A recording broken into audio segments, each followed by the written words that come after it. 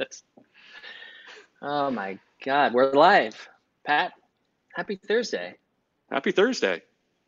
It's like How's it dull going? and rainy and cold out there, but I'm in a happy, good mood. I think you are too. I am. I very much am. And hello, community.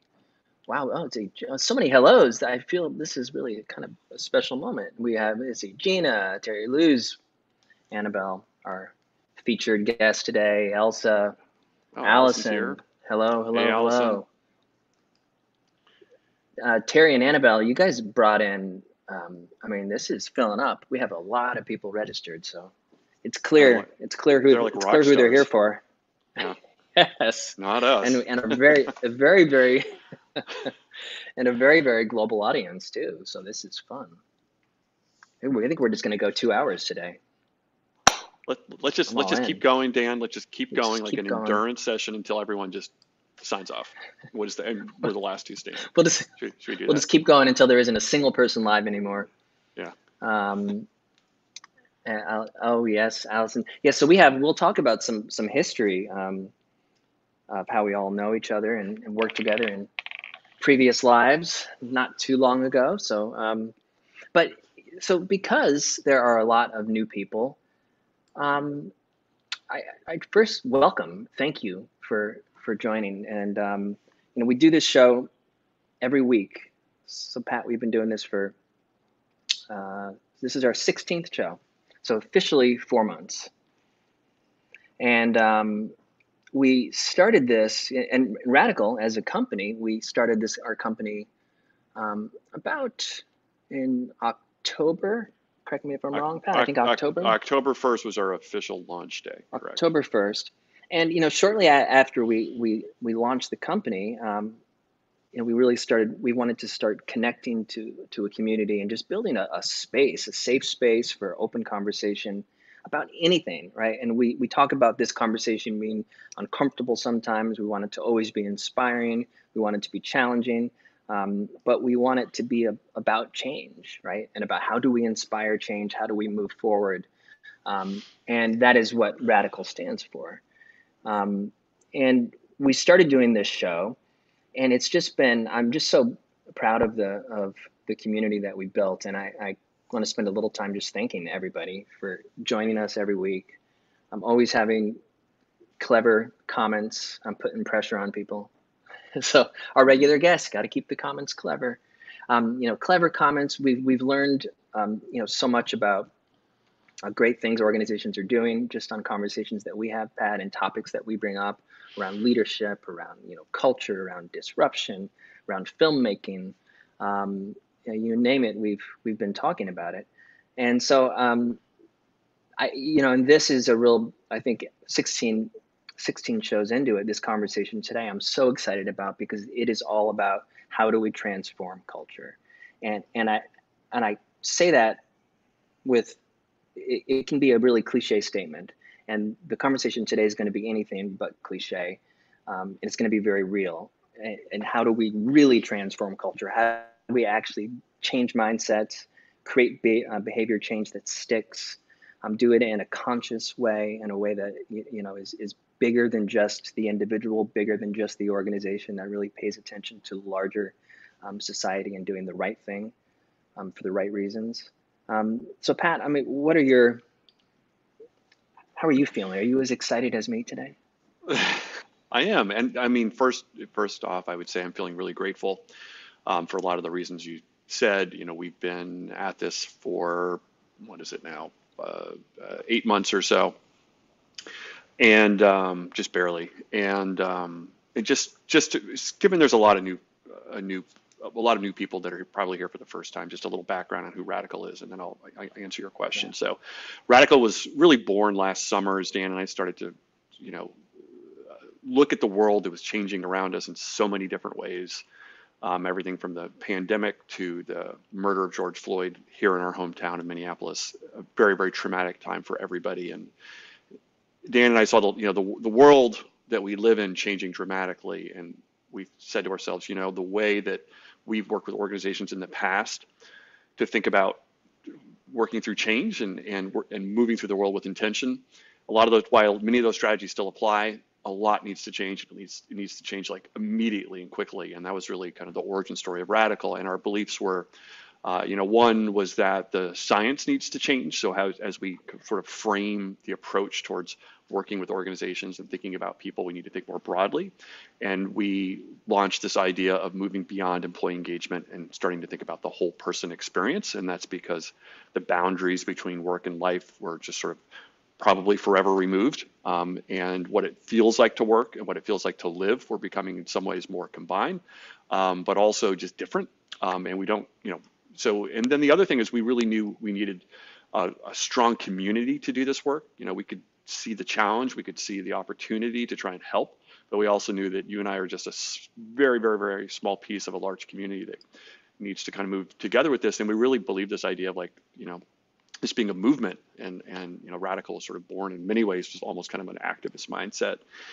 And now here we are, like you said, 16 weeks into our show, working with many, many, many clients now and many different partners. And it's just great to see, one, the reaction and adoption of many of the ideas we have.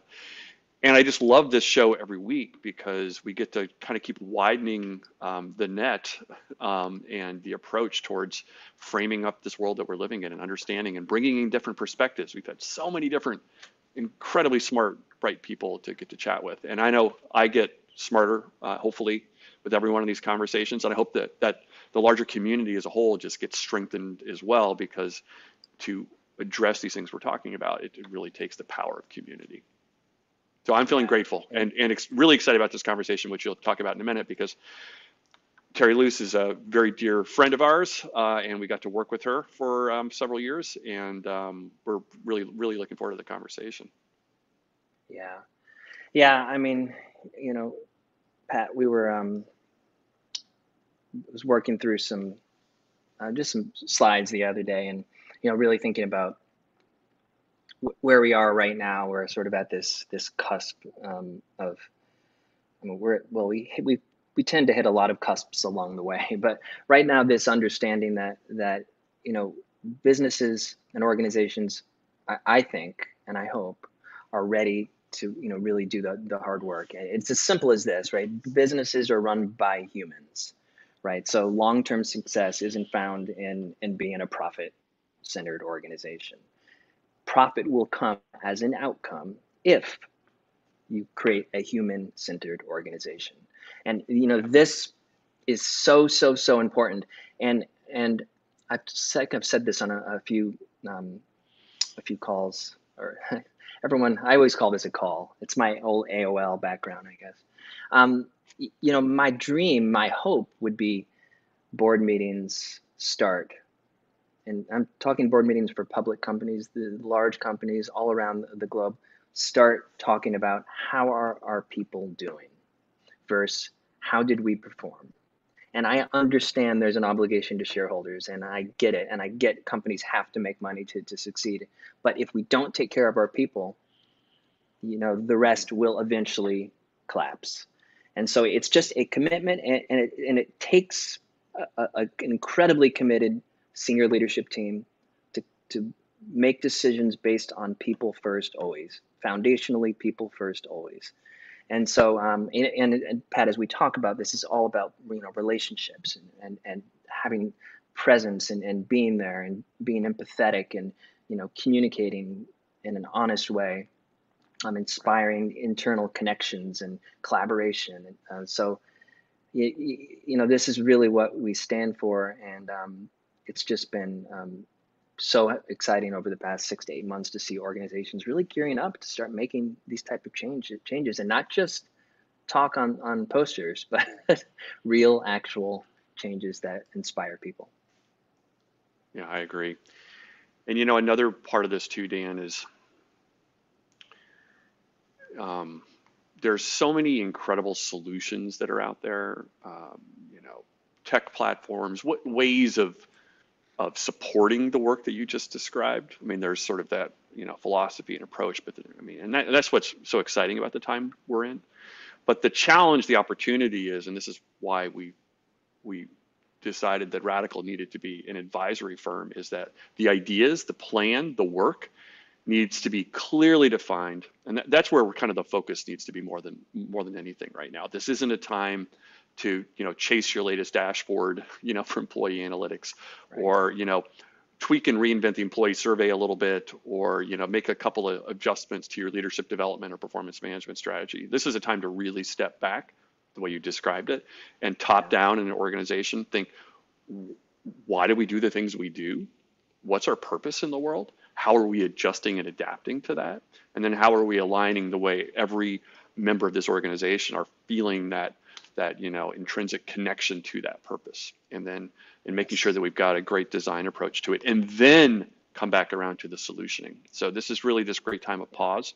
And I know for us, for you and I, Dan, and the community, it's just like you said, it's just amazing to see the response and reaction to that kind of strategy. So this is a unique time in our careers, and we're just, I guess I keep coming back to, I feel really grateful that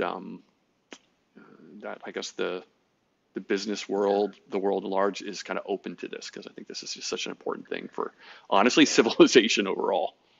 And yeah, has to be. I mean, we talk about purpose so often now, purpose and values, and purpose needs to be a renewed value in Mm-hmm. organizations. And what I mean by that is that has to be the number one thing that people show up for, right? Or they're committed to the purpose of an organization. And and again, it isn't just a simple mission statement that floats around on a website. It's something you live, and it's something you breathe, and it's something that's backed up by values that you live every day. And then there has to be a level of accountability. There has to be a level of truly understanding and what it means to live these values. Yeah. And one final thing, and then I'm going to start making introductions to our rockstar team. Um, you know, Pat, you talked about the need to move beyond engagement, and I can't wait to talk to Terry and Anabel about this. But um, our feeling is this is not uh, just something you could do. This is something you have to do. As an organization, if you're on this call and you're thinking about, well, let's just do another annual survey this year, and next year we'll get into change. Unacceptable. Period. This is the time you have to start making bold moves. You have to start making change. That doesn't mean a survey might not be a part of your strategy, but I am passionate about this because this is the only way we're going to start changing behaviors in organizations and truly inspiring our people. We have to move beyond this transactional, you know, quantitative survey program all by Mm-hmm. itself. Then close the survey, action plan, and move on. It's just simply not enough. And I think I'm going to get some, I hope, some high fives from Terry and Anabel on that, based on that statement. So with that, and uh, so Terry, let me give a quick introduction. So Terry, as Pat said, we got to know Terry at Aon, and Teryluz Andreas is her name, and she is a change expert and partner at Excellent. And please correct me if I'm pronouncing it wrong. I even listened to some YouTube videos to make sure I had it right. So I think it's Excellent, but you can correct me when you come live. But so Terry's a thought leader, a change agent, and expert in the area of culture transformation, change management, talent management, leadership development, and employee experience, and all, um, and even more important than that, just an incredible human being. So that's really the number one definition of Terry, and Anabel. I am so excited to meet her and chat with her. She's a conscious business expert and partner at Excellent, and I'll just read her description in her 20-year career. And she spent, I think, 11 or 12 of those years at Aon as well. So we have a little bit of history. Um, she's worked in culture transformation, leadership development, employee engagement, mergers and acquisitions. And now she's doing all this through the filter of conscious business, which leverages profound mindset shifts as a prerequisite to long-lasting change. And I love that last statement of long-lasting change. And Excellent. Their simple tagline is "We transform culture." Um, so with that, I am going to bring Terry and Anabel live. So give me a moment, everybody. Terry and Anabel, you will be receiving invites on your screen momentarily. I'm going to have a sip of coffee while you do all this hard work, There you Dan. go. Yeah, I know. Why does the young brother always have to do all the I've been conning you for, well, a long time. Let's just leave it at that. 40 years. 40 years. 40 years. 40, that's it. Yeah, not 50. No, impossible. Come on, yeah, impossible. All right, we should be seeing the smiling faces. Up, there is Anabel. Hi, Anabel. Hi. Hi, Pat. Greetings. Hi. Hello.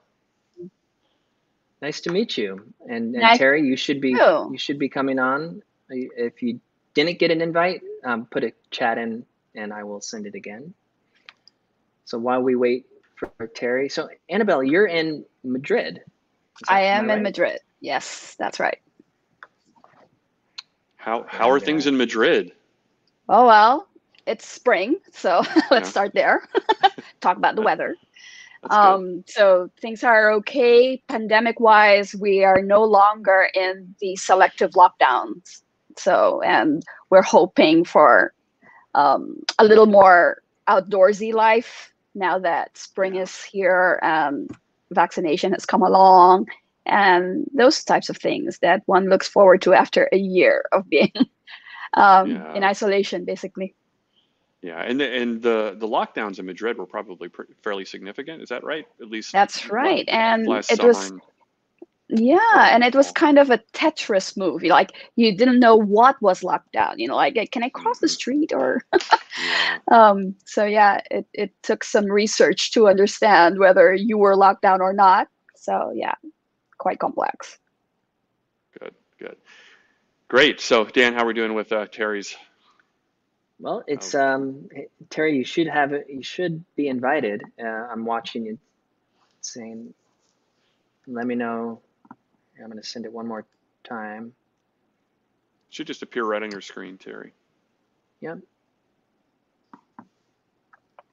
Oh, there we go. Magic is happening. Technology is working. Terry, Hi, Terry, we can see you. Give me 1 second. You're live. Yeah, she's live. I am just going to point out an observation. I think there's a swimming pool behind Terry. Is that? Yes. Yeah. Yes, there is. She's got the right kind of working environment. Well, I'm thinking maybe she couldn't hear us. Yeah. Terry, can you hear us now? Doesn't look like it. Hey, Terry. Can you hear us?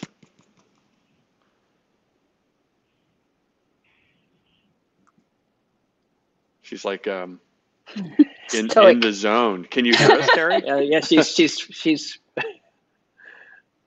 well. She might be struggling with permissions for camera and mic. Yeah, that could be what it is. Could be. Crowdcast is usually pretty lightweight, but. All right, can you guys hear me? Yeah, we can hear you. Can you hear us? Loud and clear.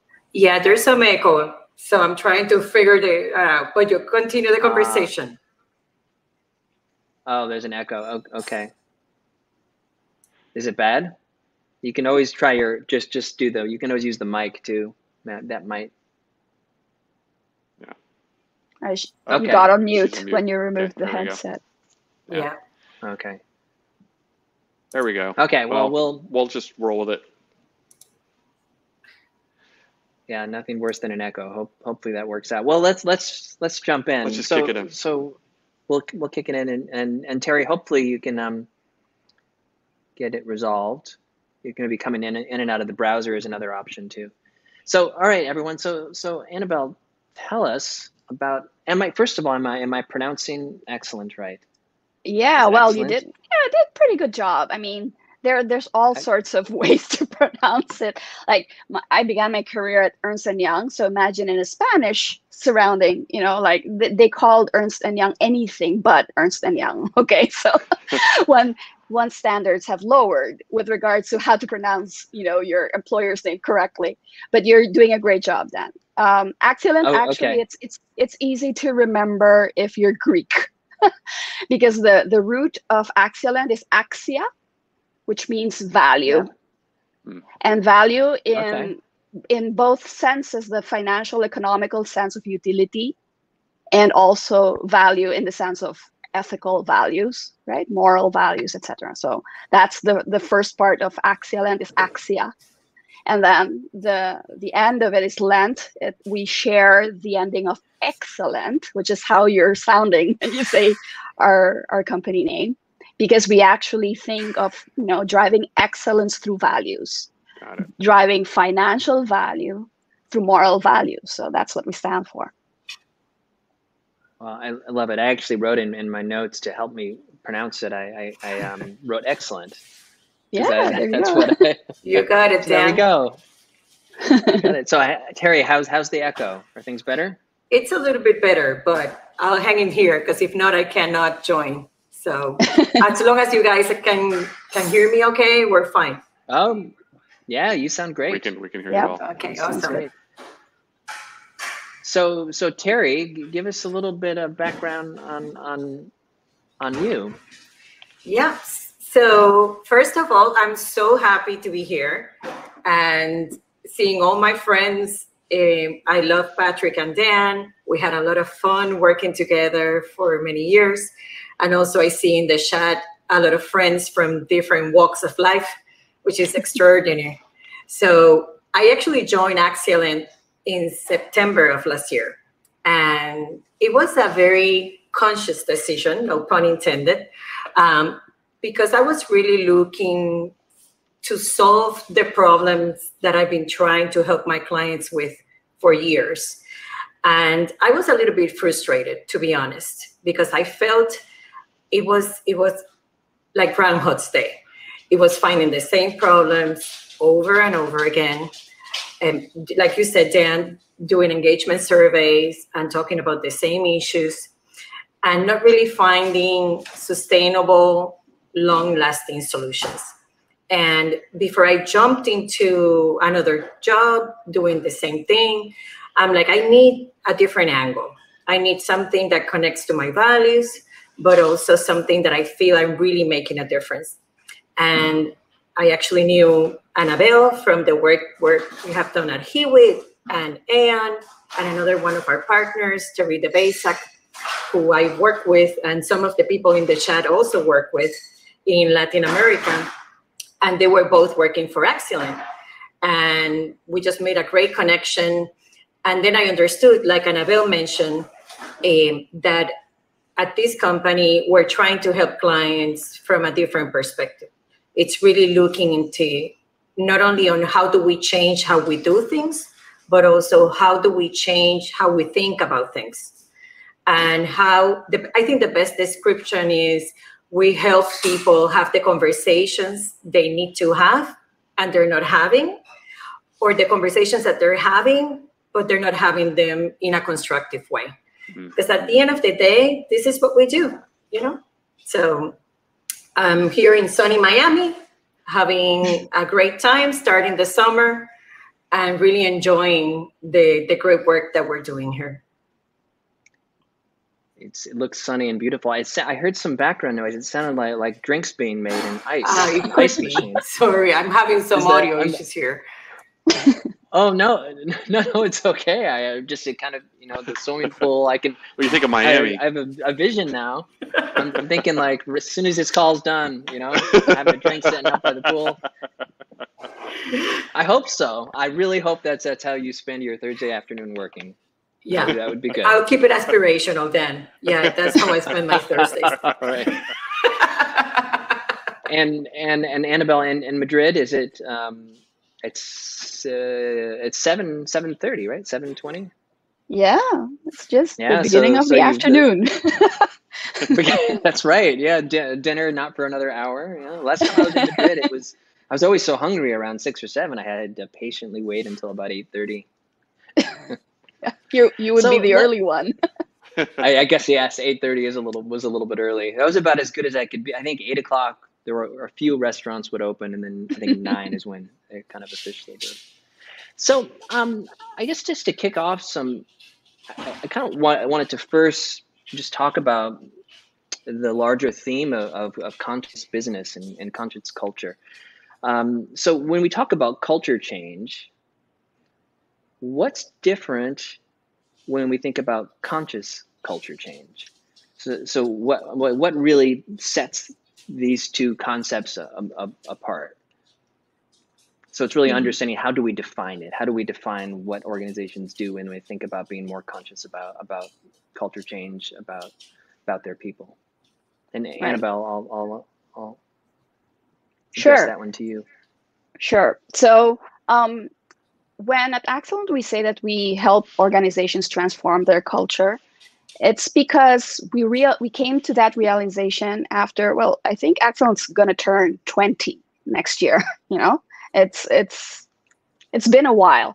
And from what I hear, because I joined Excellent 5 years ago, I'm not one of the founding members of the organization, but what I hear my elders, right, is that Excellent was all about leadership development, of developing consciousness in the leaders of organizations so that they can also manage conscious employees and bring consciousness to the world of business, right?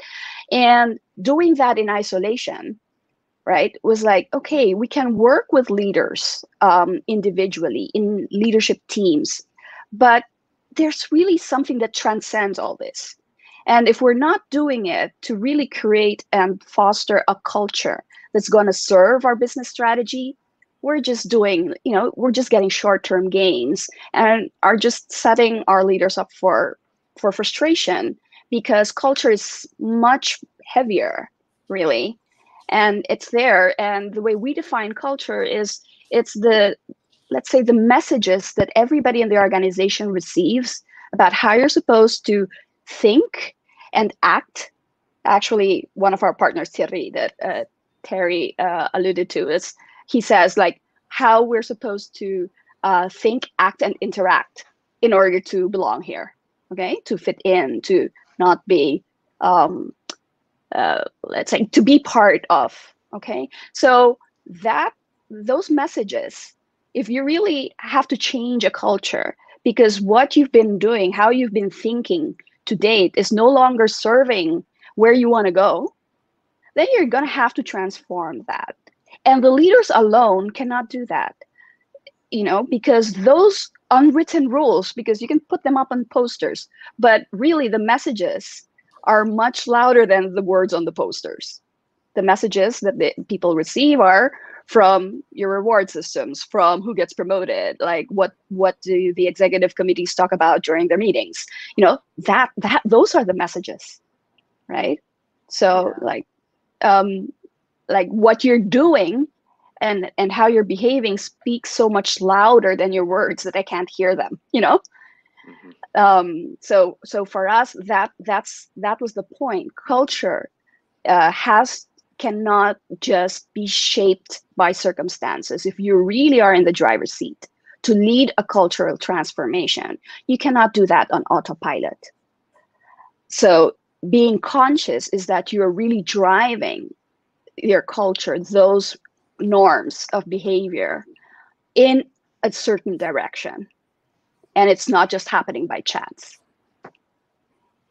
Yeah. So, which leads, absolutely. And it leads me to a word that you use in your language, which is intentional change, right? So this is what, and whether it's a North Star down the road change, but it's a commitment to this is what we want our environment to look like, feel like. This is what we stand for. This is what we believe in. And I think being really intentional about that and very clear about that is so important. So one follow-up question to that, and this is a fun debate in the kind of culture HR community and in organizations, but what are your thoughts around hiring for culture fit, and do we limit ourselves when it comes to inclusion if we think like that, and how do we still continue to build a culture that's intentional, but all are welcome? Mm-hmm. And I know it's a big question, and I leave it to either of you. Take it, Teddy. Yeah. So what's interesting is that I think we have put ourselves in a very limited view of what culture should be, how culture should be defined, right? And we have sometimes narrowed it down to like a competency model, right? And the way we see it is a little bit different. Is to say, well, there's some behaviors that are baseline behaviors and traits that really characterize organizations that have constructive work environments, meaning work environments in which people can be themselves, in which people are oriented towards attaining common goals, common results, where people are curious, where people keep an open mind, where people are open for collaboration, and people are open for knowing that they don't know all the answers. So there's some traits that we call constructive traits that really can enable any type of organization in any industry. So I think that by doing that and being very intentional about what is the kind of environment that would allow us to thrive, and it's not necessarily being reductive to people of certain personalities or people that are more introverted or extroverted, it really allows for that diversity of thought, because what you're really looking for is people that can add value to your organization, that will help build that constructive culture, but it's not reductive to being the classical traits that sometimes people look for, that may be exclusive to people from different backgrounds and people from different points of view. Yeah. Yeah. You know, one of the things I really like how you both describe about framing culture and coming back to the word intentional. You know, when I think of the way humans tend to function, you know, behavioral patterns just, and this is both at the individual level and group level and then more broadly at a organizational level, behavior just starts to kind of reinforce itself. And I think you mentioned this, Anabel, too. Over time, it kind of just starts to work on autopilot. And a lot of times what that means is people aren't thinking before they're doing. They're just doing it. So it becomes a kind of a trained behavioral response. And I think that's just sort of the way, humans' brains are wired to a certain degree. And that's just, and if we don't do anything, it just tends to reinforce itself. And sometimes there's good parts about that, and sometimes there's bad parts about that. Yeah. The idea of intention, it just like suggests sort of a pause as we're moving through. I'm just thinking through the day or through in a situation where we have a beat, a moment where we're thinking, and then thinking with intention and about what my response is going to be or how I'm going to frame a situation up. And it's almost just sort of adding a beat for anyone where they have to, you take a moment and you put it through sort of a filter, I guess. Maybe the filter is the wrong word, but you certainly, I think over time with that sort of, adjustment, it puts us in a position where our behavior can start to change, and Dan and I always say that when we think about certainly people science and we think about the way you think about culture, we talk about at the atomic level, it's a behavior or perception that happens at any given time in a context, right? To us, that's sort of that atomic level of how we think about designing for, whether it's culture or we're thinking about engagement or we're thinking about performance management, anything. So what I love about this is what you guys are doing is just it's like that little adjustment, and in some ways that's borrowed from things that we've learned when we become more conscious. So for example, if you're a yoga practitioner, you learn how to sort of have that moment where you don't you just sort of hold that pause and move forward. So I just wanted to offer that into the conversation because I do think that is a lot of what you're suggesting as an approach that really makes a difference because behavior modification is hard. You know what I mean? It's really, really hard work. Yep, I hear you, and that totally resonates with what we're doing. Actually, one of our favorite talks is about pause for conscious choice. So it's exactly your words, Pat. So and yes, and it is the filter. So we do agree it's the filter. I mean, Dan, you wear glasses, I don't know when you put them on. But, I remember before my surgery, I wore glasses and I just put them on the moment I woke up. Otherwise I wouldn't get to the bathroom. and then I'd forget they're there. Sometimes I'd even get into the shower with my glasses on because I forget that I have the glasses on. But if they're tinted in a way, the filter right? If they're yellow glasses, you know, I think the world around me that the earth is yellow. Okay. So for sure, the way we look at the world is that we have lenses, artificial lenses, or our, you know, the ones we're born with, but we filter reality through lenses. It's just that when we go on autopilot, we forget we're wearing those glasses. We get into the shower with our glasses off. Yeah. And the pause for conscious choice is to say, oh, yeah, I'm wearing glasses, right? And just look at our filters in a different way. If we're on autopilot and we don't pause for conscious choice, we're not aware of our filters. Yeah. So there's where intention comes.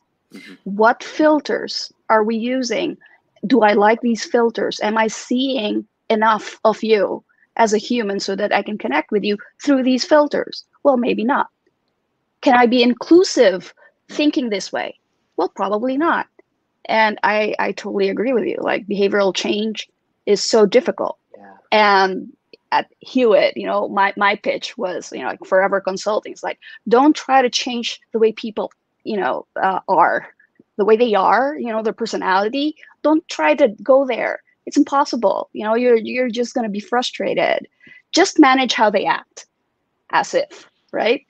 And right here at Excellent is where I found those people with the expertise, with the tools, with the guts to go into how people think, right, in order to change how they act.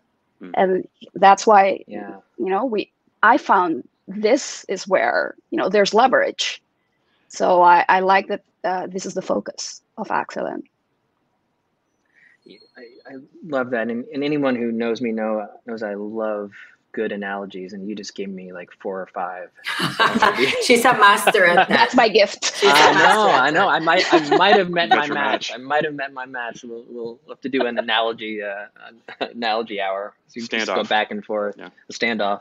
And you know, that is such a great way to describe it, and I think you know, and that brings up a much, in addition to filters, you know, we have echo chambers and people we surround ourselves with that might reinforce what we believe, what we see, why we see it, right? And I think the opportunity organizations have is sometimes you can't change what someone's point of view is, and you know, unless they want to change, right? There has to be a want to change, but you can build a culture where, you know, empathy is key as a core value, where we're actually understanding or agreeing to disagree, or you know, and those are simple things, but actually really tough things to do well and consistently. And that takes, you know, if I take my glasses off, I might be standing next to you, and I lose my glasses. You can tell me what's, you know, am I going to hit a tree, right? It's like turn, right? And so now we're working together, and it's this idea of sort of, I'm using your eyes for a moment, but I think that's a really, you know, a magical part of how culture and teamwork and individuals work together. So I love that description, and I think that's a nice transition into to just thinking about the need for organizations to be agile and to innovate. And my first question is, we've just gone through about a 16-month forced transformation within most organizations, right? A culture transformation that nobody was expecting, nobody was prepared for, and we had to react. And we saw the best of leaders, some leaders. We saw the worst in some leaders. We saw individuals who weren't leaders rise up and become a leader, quote unquote, maybe not in the org chart, but on the team. So we really saw some incredible moments, but we also saw, as we're continuing to see, exhaustion set in.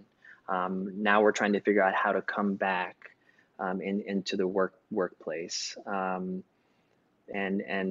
when we think about culture change and continuing to you know, make sure we're being agile and disrupt and innovate as a part of our core DNA, what do you think we've learned in the last 16 months, and how can we apply what we've learned and move that forward and continue right? To do all of the great things that we've done, but we also need to reset a little bit, right? It can't be all about,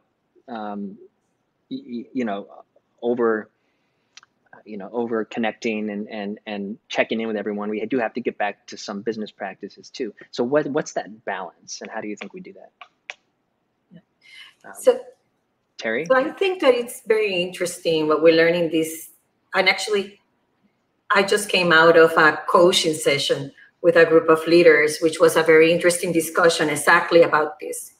I think people learn about vulnerability and feeling more comfortable talking about being vulnerable at work, because we were all on the same boat. We have kids at home, we had people that were sick around us, co-workers that died. It was a very difficult situation on the personal level, and continues to be, right, around the world, on the personal level and also the work level. So I think there was some lessons around vulnerability that leaders saw and organizations saw, that some of those artificial barriers that we built in terms of bringing ourselves to work really were not necessary. And actually people now connected better and know more about their coworkers than they used to. I think the other thing that we learned is that change is possible. And in this case, maybe some of the things, the taboos in organizations, like work from home, the ability to collaborate globally, of burning down barriers in order to get things done, it's possible. So there were some artificial barriers there, or just taboo areas that were part of the inertia that people were not willing to touch, that they have touched as a result of this pandemic. So I think those are very important lessons that a lot of organizations learned during this period, but they also saw that sustainable change is not possible by just concentrating decision-making on a few individuals.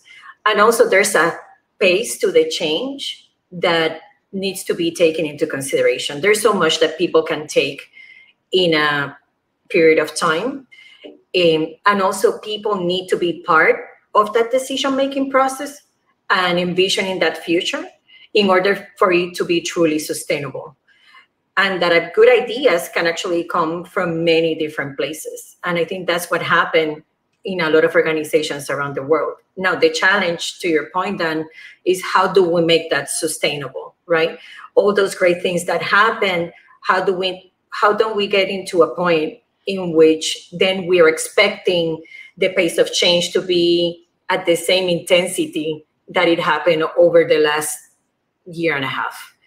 And I think that it has to come with a change in mindsets and also enabling people to do those changes in a sustainable way. So Anabel and I were having a good conversation yesterday in preparation for today's conversation about, for example, the false dichotomy that we may have around speed and inclusion, right? We may have some ideas that in order for us to move fast, we cannot be inclusive because decisions have to be centered in small groups. They have to be independent, they have to be empowered, and then you have all these other people that are left out of innovation processes or decision-making or being in the inner group in terms of what's going on. And the reality is that you don't have to make a choice. You don't have to force yourself into making some choices. What you need to be is intentional. I'm going back to Patrick's point, making intentional decisions on how are we going to act, how we're going to get together to make decisions, how are we going to bring people together, and then establishing some common norms on how do we want to operate moving forward. And that could be very different from what were happening before. And I think the pandemic actually has given us a perfect point to make those decisions and to be bold about some choices that we felt we couldn't do before. And I know, Anabel, you've been working with just a small project. She's been working with this big financial services industry. And I don't want to be very bold here, but I can say this is one of the biggest global agile transformations that are happening. Just to give you a sense, the program that Anabel has been leading, it has over 30,000 people in 11 countries. So just to give you a sense, this is an organization of over, how many, Anabel? 120,000 employees? Yeah. Something crazy like that. So there are a lot of lessons. So I'll let Anabel talk a little bit about some of the things she learned in that experience, because it can give us some real life examples of how you can make it happen. Right. Yes, and it's pretty much about the mindsets, right? Because many times we're all talking and trying to get a conversation about, okay, we need to be more agile. But then in that conversation, we're all thinking different things of what agile means, right? And imagine in an organization that's that huge, like you have 30,000 data points of what agile actually means, because you can get a dictionary definition of what it is, but then what does that mean for me? What does it mean for my job, what I do, how I lead, right? And there's also agile ways of working. So that's also in your subconscious. Like, are we talking Scrum? What are we talking about? Are we talking about the Agile Manifesto? And I hear that people now don't like the Agile Manifesto, you know? And so it's about not just the words. It's not just talking about agile and being more agile. It's what does that actually mean in terms of, you know, consequences, behavioral consequences, mindset consequences, right? So we follow Roger Schwartz in his tip to, you know, to having meaningful debates and meetings and conversations and define what important words mean.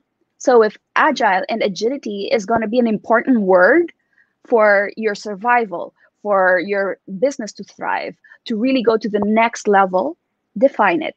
Define it on common ground so that everybody's talking about the same thing. So that's one of the lessons learned of this, you know, like agile can mean 30,000 different things, believe it or not. Right? Yeah, and even if you have a glossary of terms, still not the same meaning for everybody, because we make meaning. That's who we are as human beings. That's how we're wired. We try to make meaning out of things. And the way we make meaning is alchemy, right? It still has not boiled down to some very, you know, basic principles. Like how you make meaning of this is not the same as how I do, right? So that's the magic part of having conversations that shape culture. Saying, don't just jump into, you know, the inertia of saying, yeah, I'm supposed to get this, right? Yeah, I understand what agile means. I understand the implication on my leadership style. And truth of the matter is you don't. Like, that's culture, folks. Culture is, can I say I have no freaking idea what you're talking about? Yeah. Can I or can I not? Yeah. Am I allowed to say this? Or will I be frowned upon? That's culture, right? That's why agile is more of a culture and being thing than just, okay, tell me what I'm supposed to be doing differently now. That's why we really kind of embraced a phrase that we saw out there in the worldwide, saying, you know, it's not enough to do agile. You need to be agile to actually do the right stuff. And that's kind of my take on it. That's really great. I love the way you describe it. And as I was hearing both you talk, Terry and Anabel, there's a few things I was thinking of. One is, as we're going through this rather remarkable period of time, and my guess is when it's 10 years from now or 20 years from now, we'll look back at this as probably one of the most significant times in our careers in terms of change, that the things we couldn't control and the things that we couldn't as we went through this, and it'll be a really defining moment. And I was also thinking, as you were talking about, there's the things that us that are, you know, in this business that are trying to help and trying to kind of come up with approaches and frameworks and methodologies to help organizations move through this. But there's also the things that we can control and the things we can't. you know. And I think that's another part of this is an openness to that. Like I was thinking about, you know, like certainly here in the United States when we went through like the Great Depression, you know, like that generation was forever affected by that, you know, in that anyone that, you know, they were savers, everyone was very, you know, once you go through that, you realize, my gosh, like if this ever happens again, I need to be prepared, you know, and that carried through until people are in their 80s or 90s.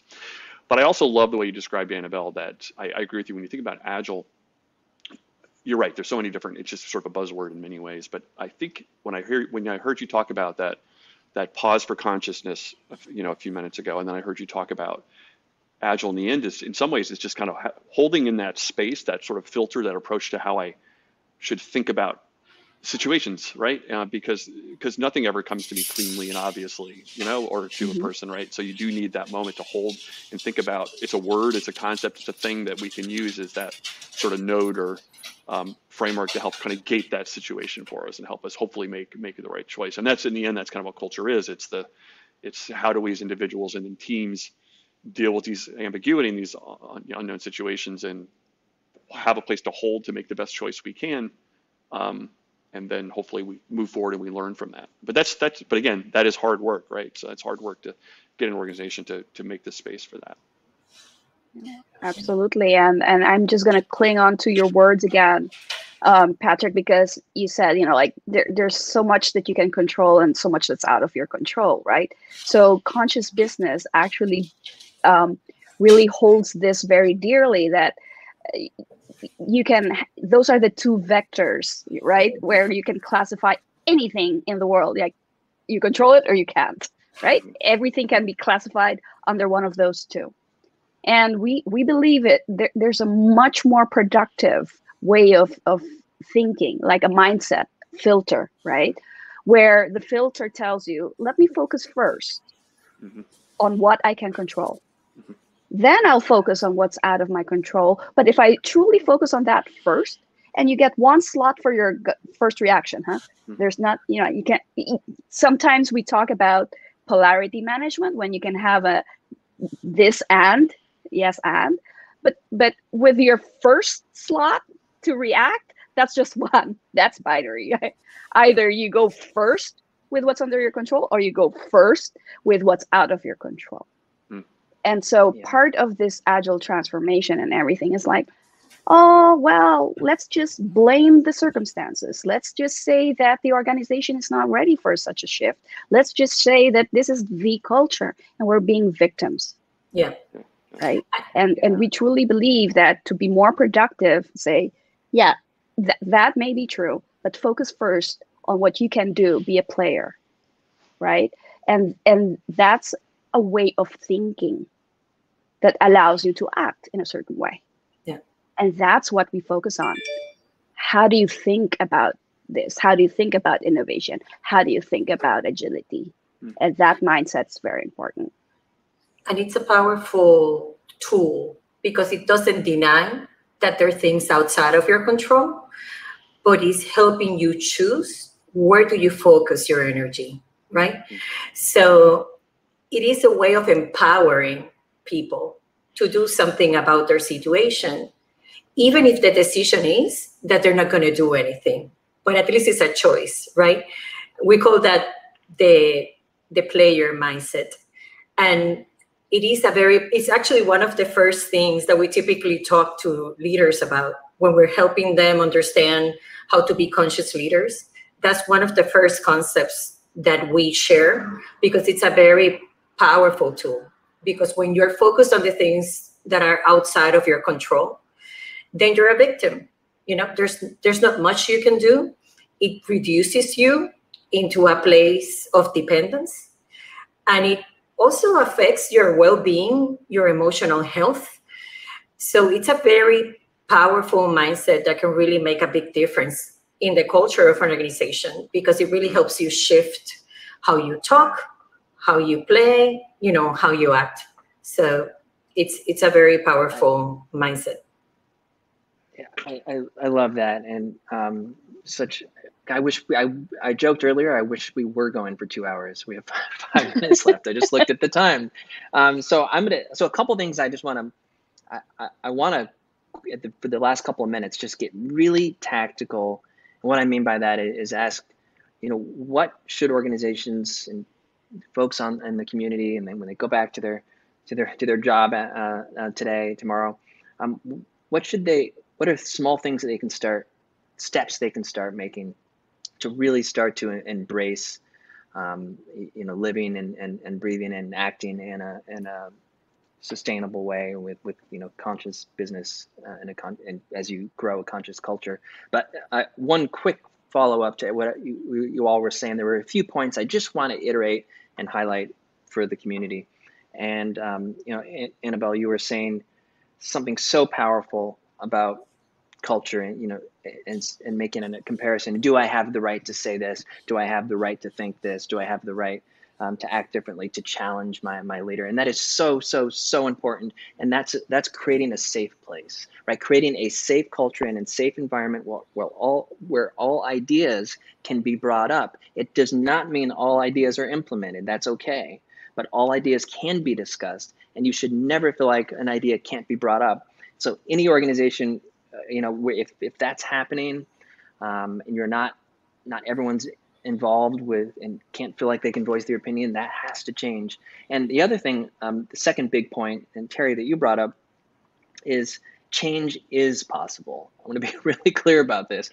Think about what we've done in the last 16 months, how the world has come together and made it just incredible change. So any organization who says that it's too much, too quick, too disruptive, we can't do this, we just kind of have to keep going as is, I call BS on that.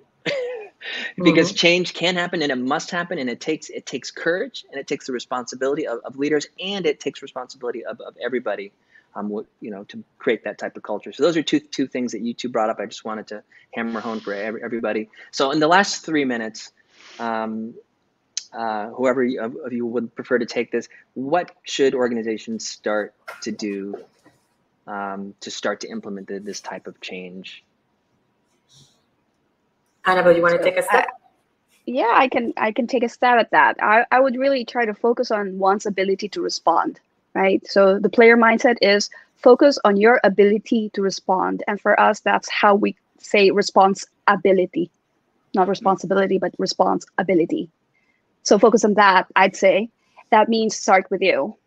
And if you start with yourself, tap on curiosity over certainty. I would really recommend, being very curious, I think that's the way to openness, to inclusion, to that. If you really value curiosity and learning over being right in this day and age, it's overrated to be right about something. And I think we can really start by being more curious and valuing learning over certainty. Yeah, I would say too, that the other thing that is very important is to maybe identify one or two gaps that you really have been struggling to solve and you haven't been able to.